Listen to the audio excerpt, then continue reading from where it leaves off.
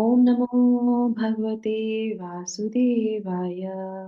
ओम नमो भगवते वासुदेवाय। ओम नमो भगवते वासुदेवाय। ओम अज्ञानतिमिरान्धस्य ज्ञानाञ्जनशलाकया चक्षुरुन्मीलितं येन तस्मै श्रीगुरवे नमः। नमः ॐ विष्णुपादाय कृष्णपृष्ठाय भूतले श्रीमते भक्तिवेदान्त स्वामिन् इति नामिने। नमस्ते सारस्वते देवे गौरवाणी प्रचारिणे निर्विशेष शून्यवादी पाश्चात्य देश तारिणे। जय श्री कृष्णा चैतन्य प्रभु नित्यानंद श्री अद्वैत गदाधर श्रीवास आदि गौर भक्त वृंदा। हरे कृष्णा कृष्णा कृष्णा हरे हरे, हरे रामा राम राम हरे हरे। हरे कृष्ण महामंत्र की जय। जगत गुरु श्रील प्रभुपाद की जय। भगवत वाणी भगवत गीता जी की जय। गुरु महाराज की जय। उत्पन्ना एकादशी की जय। तो उपस्थित सभी भक्तों का बहुत बहुत स्वागत है। तो जैसा कि इस जो एकादशी में थोड़ा सा टाइम का ऊपर नीचे हुआ था, तो कुछ लोगों ने कल एकादशी रखी थी, तो आज भी वो एकादशी में ही है ना। तो ये जो ब्रह्म मुहूर्त है इसमें एकादशी ही है। तो कल जिन्होंने किया उनके लिए भी एकादशी, और आज जो कर रहे हैं उनके लिए भी एकादशी। तो सबको एकादशी की बहुत बहुत शुभकामनाएं। आज के दिन एकादशी जो है मैया प्रकट हुई थी, है ना। तो स्टोरी में तो हम नहीं जाएंगे पर मैंने एक वीडियो भी भेजा था दोनों ग्रुप्स में, आपने उसमें देखा होगा कि बद्रीनाथ जो है वहां पे जो है उनका एक छोटा सा मंदिर है। तो भगवान से प्रार्थना कीजिए कि हम सब लोग जो उत्पन्न स्थान है मैया का, भगवान ने डिजायर किया कि कैसे लोगों का उद्धार हो, और तभी माता जो है एकदम से प्रकट हो गई उनके शरीर में से। भगवान ने कहा आप कौन?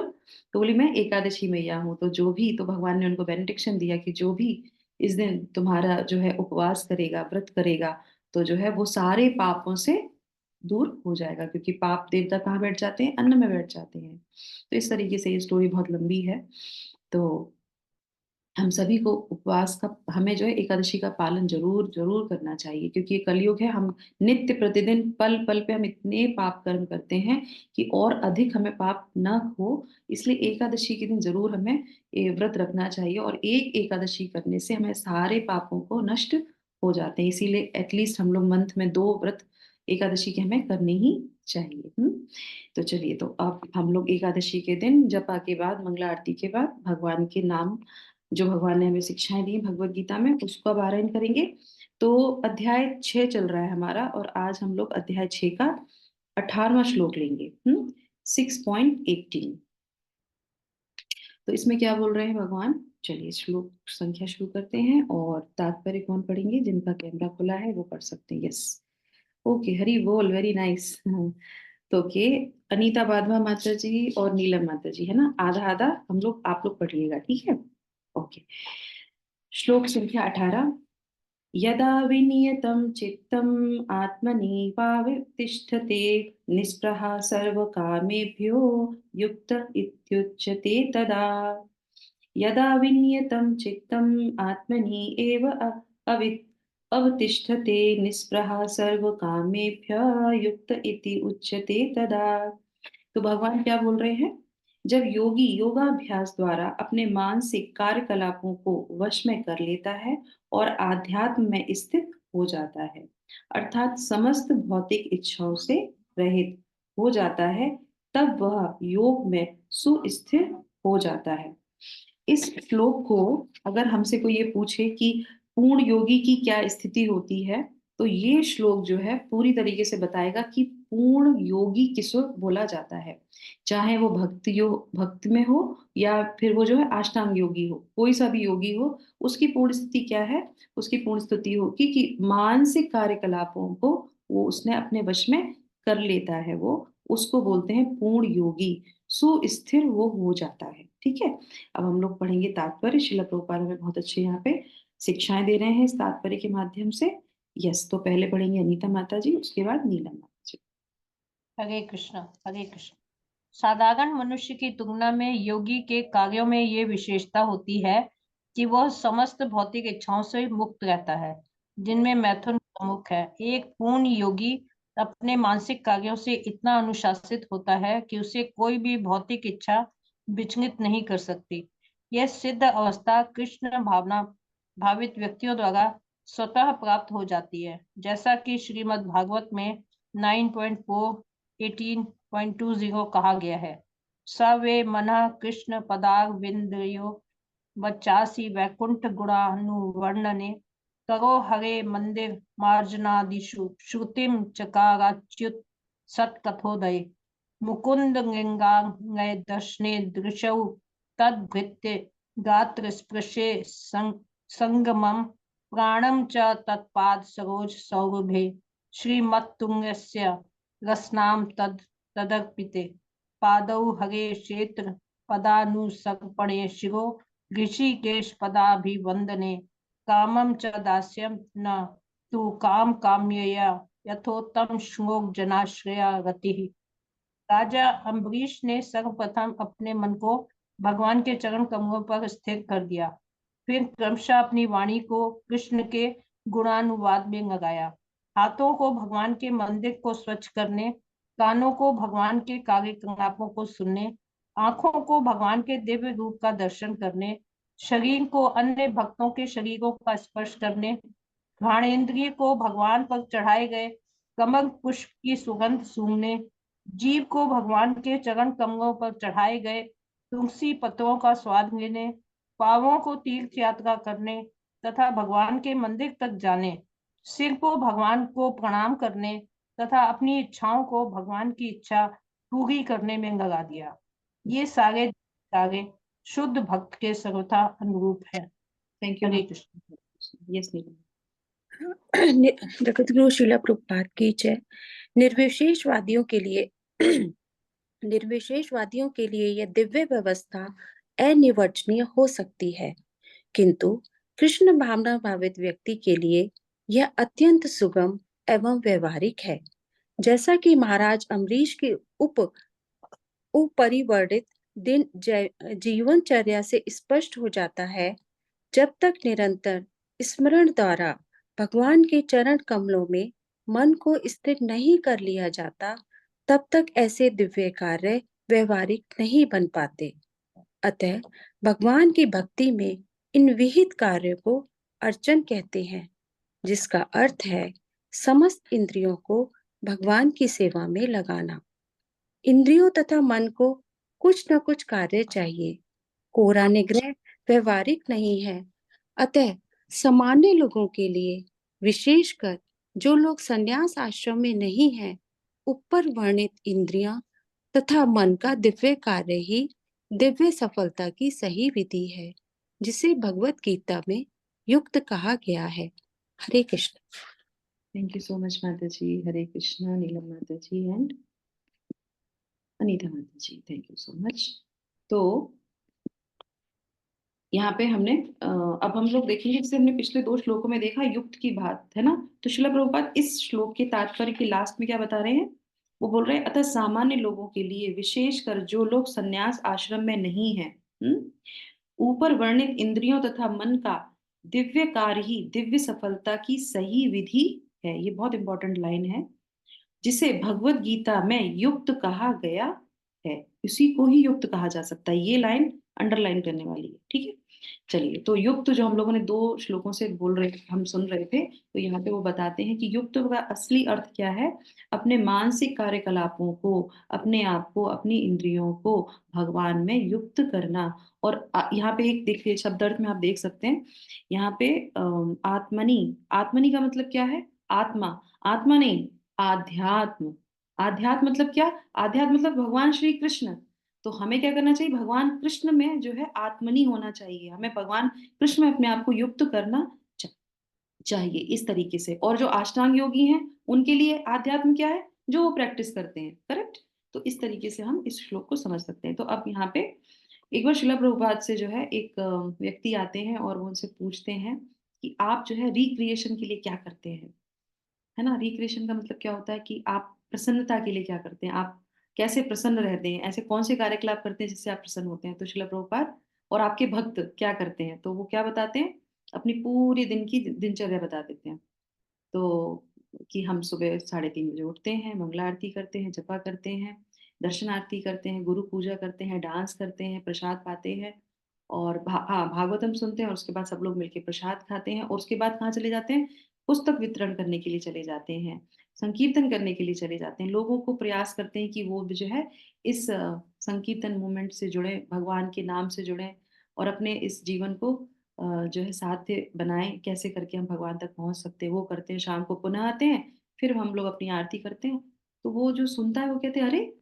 तो इसमें रिक्रिएशन है कहाँ? इसमें कहाँ प्रसन्नता है?"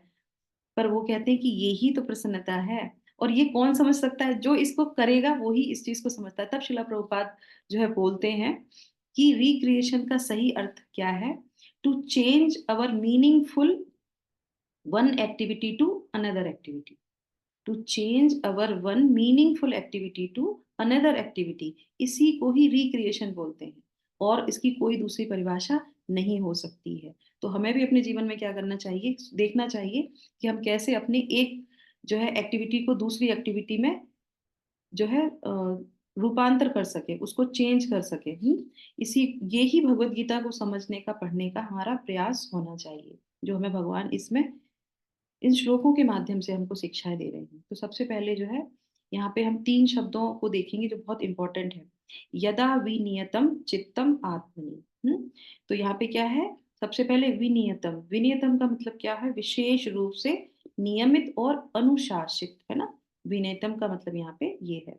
और ये जो है नियतम मतलब नियत रूप से, नियमित रूप से, उसमें एक विसर्ग लग गया। विसर्ग क्या है? वी, है ना? तो क्या हो गया? विशेष रूप से। अब विशेष रूप से किसी ने अपने आप को नियंत्रित किया है। अब हमारे लिए क्या है ये विशेष रूप से नियंत्रित करना? सुबह एकादशी के दिन 4:30 बजे सब लोग आ गए।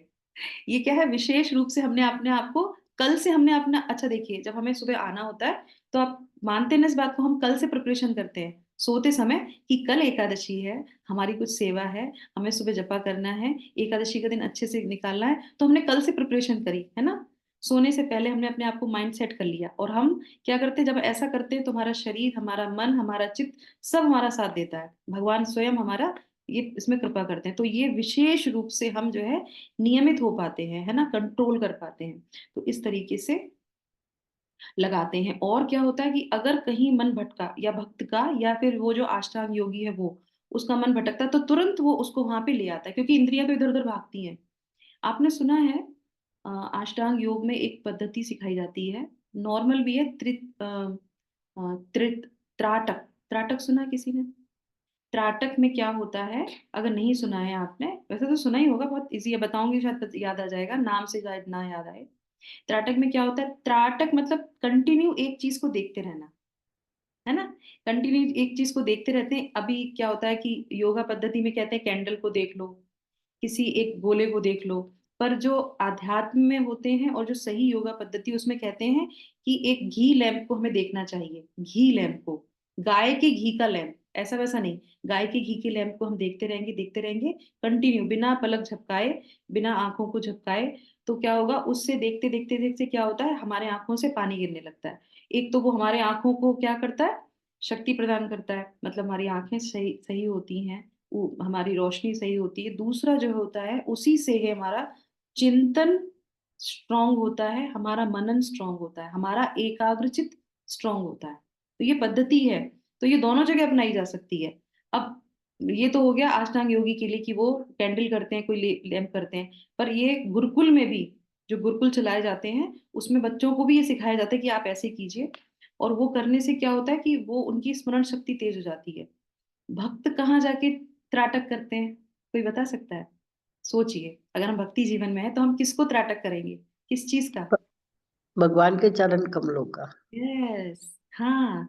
हम अगर मंदिर जब कभी जाएं, ये इतने अच्छा श्लोक है, अगर हम इस पे डीप डिस्कस करें, whenever we go to temple, एकदम ध्यान से भगवान के चरणों को ध्यान से देखना चाहिए। कि मैं भी यहाँ बैठी हूँ, मैंने अभी 1 हफ्ते कार्तिक के 5 दिन हमने जो है जो है वृंदावन में निकाले थे, तो सारे मंदिरों में गए, तो सारे मंदिरों को छवि इतने ध्यान से हमें देखनी चाहिए भगवान की, कि यहाँ बैठे बैठे एकादशी के दिन अगर हमें राधा श्याम सुंदर के हों या राधा दामोदर भगवान के हों, तो उनके चरणों को, उनके मुखारविंद को, उनकी जो है लोटस आईज जो है, उनकी आंखों को, उनकी मुस्कान को हमें याद रहे, तो वो होते हैं त्राटक। एक भक्त को ऐसे भगवान का दर्शन करना चाहिए कि मंदिर से बाहर आए, वो ध्यान ही नहीं भगवान ने कौन से वस्त्र पहने थे, भगवान कैसे लग रहे थे, वो चीज हमारे स्मरण में होनी चाहिए।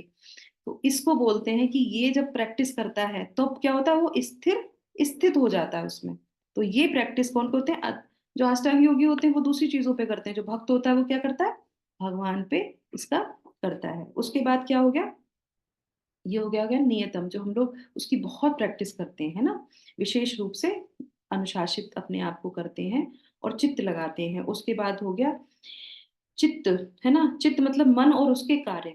तो मन और उसके कार्य क्या होते हैं, शिला प्रभुपाद यहाँ पे लिखते हैं, चित्तम मतलब मन और उसके कार्य। मन के दो ही कार्य होते हैं, कौन कौन से होते हैं, शिला रूप गोस्वामी द्वारा रचित उपदेशामृता में क्या लिखा है, उसमें लिखते हैं अवरोध प्रीति और विरोध युक्त क्रोध। दो ही काम होते हैं, क्या होते हैं, अविरोध प्रीति। अविरोध प्रीति क्या होती है, बिना किसी विरोध के प्रीति करना, ये हमारे मन का कार्य है। क्या है, तो हमें कोई बहुत अच्छा लग गया, फिर तो हम बस उसी के पीछे लग जाएंगे, और उसमें कोई विरोध हमको पसंद नहीं आता है ना। जो हमें अच्छा लगेगा, कोई व्यक्ति हो, कोई स्थान हो, कोई भोज्य पदार्थ हो, कुछ भी हो, तो हम बस उसी को ग्लोरीफाई करेंगे, उसके साथ रहेंगे, और हमें लगता है कि हाँ बस वो हमारे सामने से नहीं हटना चाहिए। ये क्या है, ये मन का कार्य है। हमें ये ध्यान रखना चाहिए कि ये सही है भी या नहीं है, उस पर ध्यान रखना। हमको अच्छा लग रहा है इसका मतलब ये नहीं है कि वो अच्छा ही हो, करेक्ट। तो ये क्या हो गया, ये अविरोध प्रीति। दूसरा क्या है, विरोध युक्त क्रोध। यहाँ पे क्या हो गया, अविरोध युक्त मतलब विरोध के साथ उत्पन्न हुआ हुआ क्रोध। अब हमें मान लीजिए विनोदनी माता जी, प्रमोदनी माता जी आज हैं यहाँ पे, अब प्रमोदनी माता जी रोज अगर जपा सेशन में नहीं आती है, तो हमको क्या आ गया, क्रोध आ गया। अरे आप तो रोज नहीं आते हो, एक दिन आते हो ठीक है, एक दिन भी आने की जरूरत नहीं है आपको, करेक्ट। वो विरोध हो गया उनके प्रति। कुछ एक्टिविटीज हमें ऐसी लगी जिसकी वजह से हमने उस व्यक्ति को ही पसंद करना बंद कर दिया। क्या वो व्यक्ति गलत है, नहीं वो व्यक्ति गलत नहीं है। क्या उसकी दिनचर्या गलत है, हमने ये जानने का प्रयास किया कि वो व्यक्ति क्या कर रहा है पीछे से, वो क्यों नहीं आ पा रहा है, नहीं, हमने वो जानने का प्रयास नहीं किया। हमको वो व्यक्ति पसंद नहीं है, हमको वो भोज्य पदार्थ पसंद नहीं है, हमको वो स्थान पसंद नहीं है, या कुछ भी है, तो बस हमने उसके पीछे विरोध करना प्रारंभ कर दिया। ये क्या है, ये हम नहीं है, ये आत्मा नहीं है, ये क्या है, आत्मा मन का क्या है, कार्य है। तो इसको बता रहे हैं कि ये हमें ध्यान में रखना चाहिए, ठीक है। तो ये हमारा हो गया, अब इस पे डिस्कस करेंगे तो पूरा सेशन इसी पे चला जाएगा। तो उसके बाद हो गया ये, दूसरा। तीसरा क्या है हमारा, तिष्ठति। आत्मनि हो, आत्मनि, आत्मनि का हो गया हमारे आध्यात्म में, यानी कि कृष्ण में हमको क्या करना चाहिए, आत्मनि एव तिष्ठति, यानी कि आध्यात्म में स्थिर हो जाता है, यानी कि बैठ जाता है अपने आप को भगवान कृष्ण में, वो स्थिर कर लेता है। कैसे, विशेष रूप से नियमित होके और आत्मा के गुण कार्यों को कंट्रोल में करके क्या करता है, वो तिष्ठति, आत्मा में यानी आध्यात्म में वो बिठा लेता है। इस तरह से करते हैं, और इसका बहुत सुंदर से जो है शिला प्रभुपाद अपने तात्पर्य में बोलते हैं कि एक पूर्ण योगी जो है क्या करता है, अपने मानसिक कार्यों में इतना अनुशासित हो जाता है कि उसे कोई और भौतिक इच्छा विचलित नहीं करती है। उदाहरण किसके लिए दे रहे हैं यहाँ पे, अच्छा इसमें शिला प्रभुपाद ने मैथुन का बहुत विशेष रूप से दिया है कि जो लस्ट होती है वो बहुत ज्यादा होती है, अंदर छुपी हुई रहती है, तो कहते हैं उस पर कंट्रोल करना चाहिए। और जो अष्टांग योगी होते हैं, जो भक्त होते हैं, वो धीरे धीरे लस्ट डिजायर को भी अपनी खत्म कर लेते हैं। तो ये बहुत सुंदर जो है यहाँ पे वो बोलते हैं श्रीमद् भागवतम का, ये इतना सुंदर है और शिला प्रभुपाद का बहुत फेवरेट है। ये जो इन्होंने दिया है यहाँ पे, शिला प्रभुपाद ने कोट किया है श्रीमद् भागवतम से, ये शिला प्रभुपाद का फेवरेट क्या है, श्लोका है। कैसे, क्योंकि ये श्रृंखला है। आपने देखा होगा 18 to 20, 18, 19, 20 तीन श्लोका हैं, और जब भी शिला प्रभुपाद कोट करते हैं तो क्या करते हैं, पूरा करते हैं। भागवतम के 9वें स्कंद में आप जाएंगे, कल मैं जब इसको देख रही थी, तो ये पूरा तीनों का एक पूरा जो है श्रृंखला है, और शिला प्रभुपाद 2 बार भगवत गीता में 2 बार इसको कोट कर चुके हैं। क्या है, सवे मना कृष्ण पादरा पदारविंदयो वर्चासि वैकुंठ गुणान वर्णने करो हरे मंदिर मार्जनादिषु श्रुतिम श्रुति श्रुतिं चकाराच्युत सत्कथो यददे मुकुन्द आलिङ्गलदर्शने दृशो तद्भात् तद्भृत्य त्यागा स्पर्शे असङ्गमम घ्राणं च तत्पादस सरोज सौरभे श्रीमत्तुलस्या रसनां तदर्पिते पादौ हरे क्षेत्रपदानुसर सर्पणे शिरो ऋषिकेश पदाभिवन्दने कामं च दास्येन तु कामकाम्यया तथोत्मश्लोक जनाश्रयरति। तो क्या बोल रहे हैं? राजा अम्बरीश ने सर्वप्रथम अपने मन को भगवान के चरण कमलों में स्थिर कर दिया, फिर क्रमशः अपनी वाणी को कृष्ण के गुणानुवाद में लगा दिया, हाथों को भगवान के मंदिर में स्वच्छ करने के लिए लगा दिया, कानों को भगवान के कार्यकलाप को सुनने में, आंखों को भगवान के दिव्य रूप का दर्शन करने में, शरीर को अन्य भक्तों के शरीर का स्पर्श करने में, घ्राणेन्द्रिया को भगवान पर चढ़ाए गए कमल पुष्प की सुगंध सूंघने में, जीभ को भगवान का चरण कमलों पे चढ़ाए गए तुलसी पत्रों का स्वाद लेने, पांव को तीर्थ यात्रा करने तथा भगवान के मंदिर तक जाने, सिर को भगवान को प्रणाम करने तथा उनकी इच्छाओं को भगवान की इच्छा पूरी करने में लगा दिया। अब इस पूरे में सबसे एक बहुत इंपॉर्टेंट बात है, बताइए कौन सी है? इस पूरे में कौन सी एक चीज जो है वो बहुत इंपॉर्टेंट है, बताइए। हरे कृष्णा माता जी, उन्होंने अपनी सारी इंद्रियों को भगवान के प्रति समर्पण कर दिया, भगवान की सेवा, उनका मतलब अपनी हर इंद्री को। वेरी नाइस, यस, यही चीज हमको बहुत ध्यान रखनी चाहिए जब हमें कोई श्लोका शिला प्रभुपाद कोट करते हैं, तो वो बहुत इंपॉर्टेंट होता है। देखिए, हम अभी ध्यान योग पढ़ रहे हैं, एक होते हैं कर्मीज, एक होते हैं ध्यानीज यानी कि अष्टांग योगीज, और एक होते हैं भक्ति योगी, है ना? तीनों में क्या अंतर है? जो कर्मी होते हैं वो अपनी इंद्रियों को तृप्त करते हैं, किससे? भगवान की चीजों से, जो भगवान ने दिया है इस प्रकृति में या जो भी कुछ उन्हें दिया है, उससे वो अपनी इंद्रियों को क्या करते हैं? तुष्ट करते हैं, है ना? तो एक तरह से वो ऑफेंस करते हैं, है ना? है ना? अगर ये बात समझ में आ जाए कि हम जो भी कुछ कर रहे हैं भगवान का दिया हुआ है और सिर्फ अपनी इंद्रिय तृप्ति के लिए करें, तो हम सबसे बड़े गुनाहगार हैं, हम सबसे बड़े चोर हैं, जैसा श्रीमद् भगवत गीता में बोला जाता है। और दूसरा क्या है, ये समझने की बात है, थोड़ा सा रियलाइजेशन की बात है। दूसरा क्या है, जो अष्टांग योगी है और जो ध्यानी है वो क्या करते हैं? वो अपना चित्त, जैसे भी हमने बोला था कि त्राटक करते हैं या किसी पे ध्यान लगाते हैं, तो वो ऐसी चीज पे लगाते हैं जैसे ब्रह्म को मानते हैं ना, तो भगवान के निर्विशेष रूप को मानते हैं। ओम पे लगा लिया, भगवान ही तो है ओम, सब कुछ भगवान से निकला है, पर भगवान की इंद्रियों को नहीं मानते हैं। अब आप ये बताइए, जब तक कोई व्यक्ति को ये नहीं पता होगा कि इस माता के या इस व्यक्ति के हाथ पैर नहीं है, इस पे जान है, ये सोचता भी है, ये महसूस भी करता है, तब तक हमारे अंदर उसके लिए कोई फीलिंग आ सकती है? नहीं आ सकती है, करेक्ट? तो ज्ञानी और अष्टांग योगी जो है वो भगवान के निर्विशेष रूप को मानते हैं, भगवान को ये स्वीकार ही नहीं करते कि इनकी इंद्रियां भी हो सकती हैं।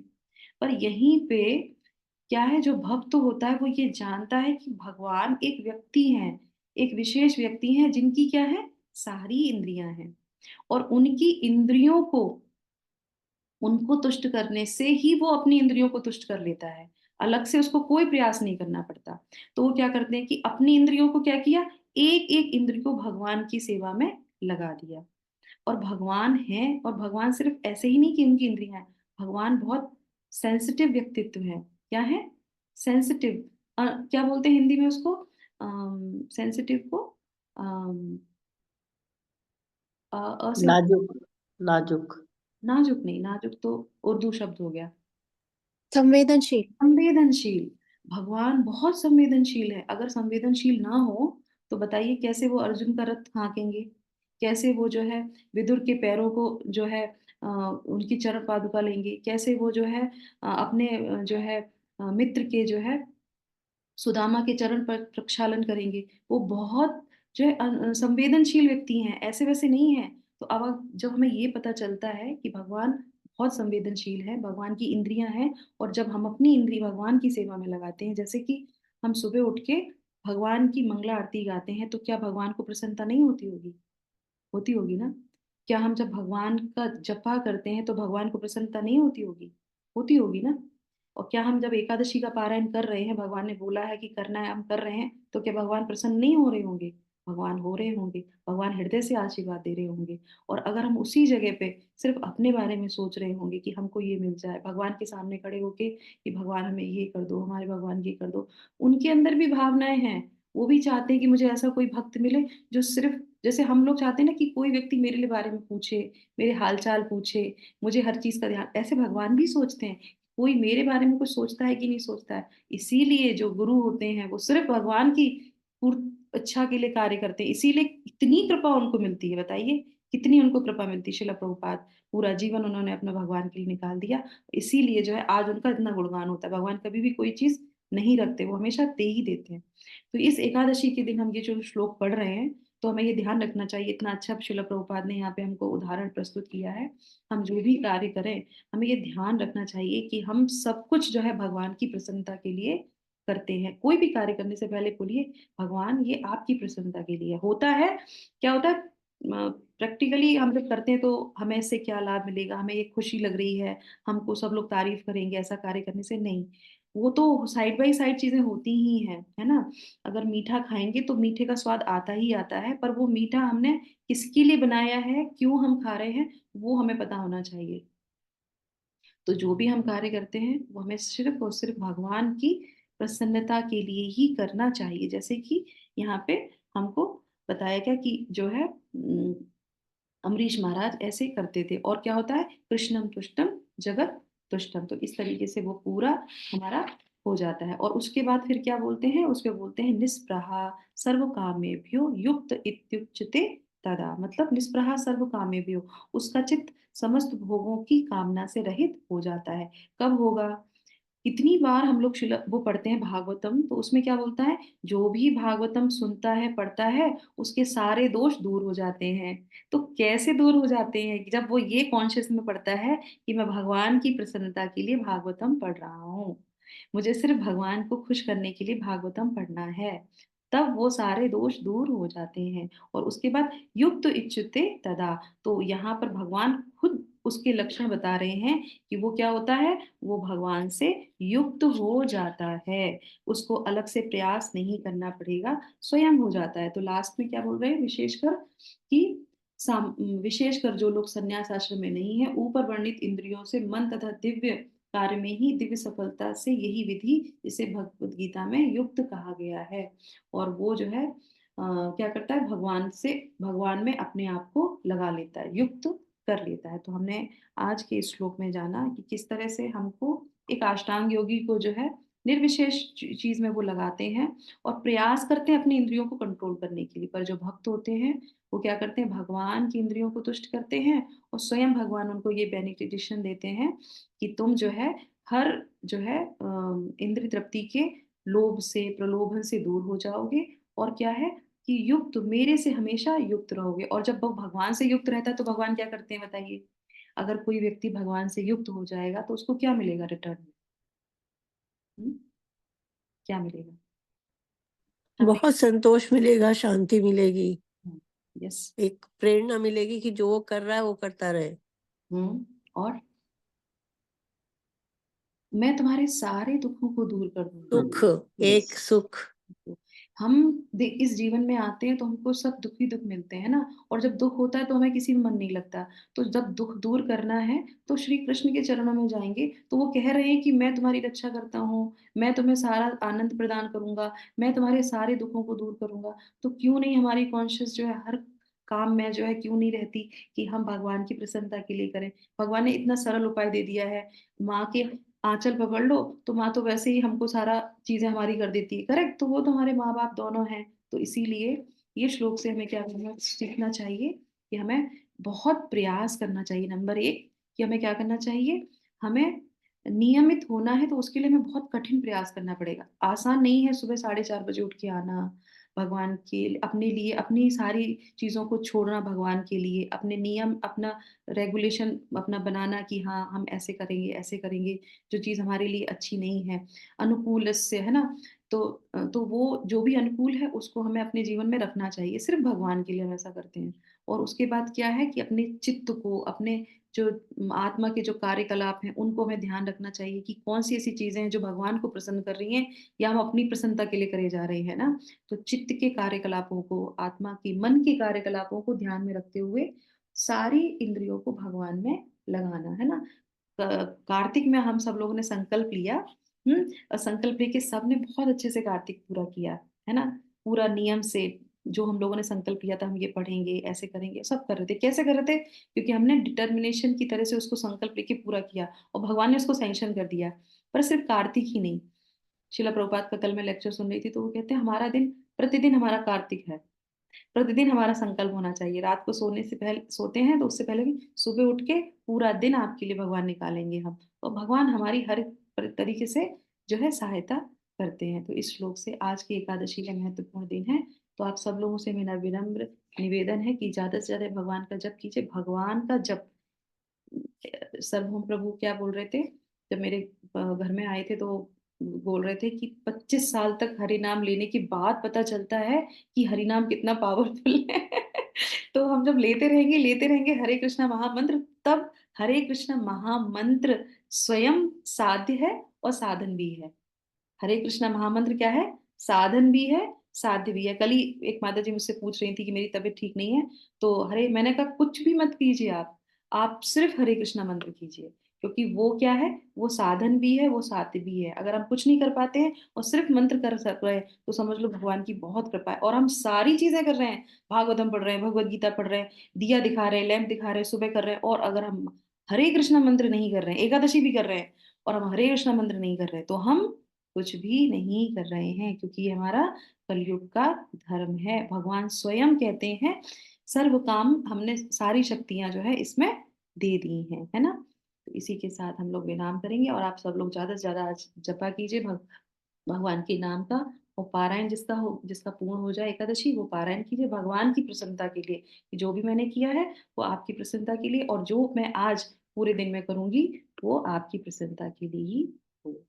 हरे कृष्णा कृष्णा कृष्णा हरे हरे, हरे रामा राम राम हरे हरे। हरे हरे। प्रभुपाद की जय। उत्पन्ना एकादशी की जय। समस्त भक्त वृंद की जय। Thank you so much. Hare Krishna.